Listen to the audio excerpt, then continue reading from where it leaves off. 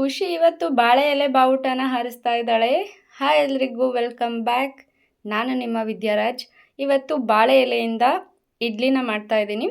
ಪ್ಲಾಸ್ಟಿಕನ್ನು use ಮಾಡಬಾರ್ದು. Plastics ಕವರ್ಗಳನ್ನ ಹಾಕಿ ಇಡ್ಲಿನ ಮಾಡೋ ಅಂಥದ್ದು ತುಂಬ ಜಾಸ್ತಿ.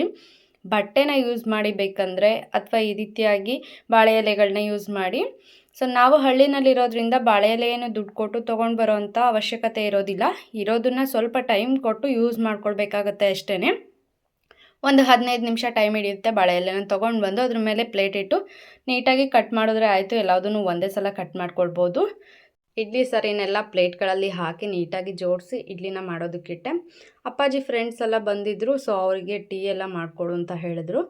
ಸೊ ಅದನ್ನು ಅಮ್ಮಂಗೆ ಖುಷಿನ ಕೊಟ್ಟು ನಾನೇ ಮಾಡ್ತೀನಿ ಕೂತ್ಕೊ ಅಂತ ಹೇಳ್ತಿದ್ದೆ. ಕುಶಾಲಿನಿನ ಹಿಡಿಯೋದಕ್ಕಿಂತ ಬೇರೆ ಕೆಲಸಗಳನ್ನ ಮಾಡೋದೇ ಈಸಿ ಅಂತ ಅನ್ನಿಸ್ಬಿಡುತ್ತೆ ಇವಾಗಂತೂ. ಹಾಗೆಯೇ ಮಕ್ಕಳು ಈ ರೀತಿಯಾಗಿ ತೀಟೆ ಮಾಡೋ ಅಂಥದ್ದು ಮುಂದೆ ಬೆಳೀತಾ ಬೆಳೀತಾ ಅದೆಲ್ಲ ಕಡಿಮೆ ಆಗುತ್ತೆ. ಆವಾಗ ಇದನ್ನೆಲ್ಲ ಮಿಸ್ ಮಾಡ್ಕೊಳ್ತೀವಿ. ಸೊ ಇರೋವಾಗ ಇದನ್ನೆಲ್ಲ ಎಂಜಾಯ್ ಮಾಡಿ ಅಂತ ಹೇಳ್ತೀನಿ. ಮಕ್ಕಳು ಕಣ್ಮುಚ್ಚಿ ಕಣ್ಬಿಡೋ ಅಷ್ಟರಲ್ಲಿ ದೊಡ್ಡವರಾಗ್ಬಿಟ್ಟಿರ್ತಾರೆ.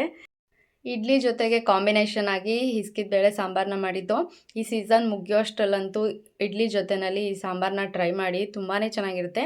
ನನ್ನ ಫೇವ್ರೇಟ್ ಇಡ್ಲಿ ಹಿಸ್ಕಿದ ಬೇಳೆ ಸಾಂಬಾರನ್ನ ಚೆನ್ನಾಗಿಯೇ ಬ್ಯಾಟಿಂಗ್ ಮಾಡಿದೆ.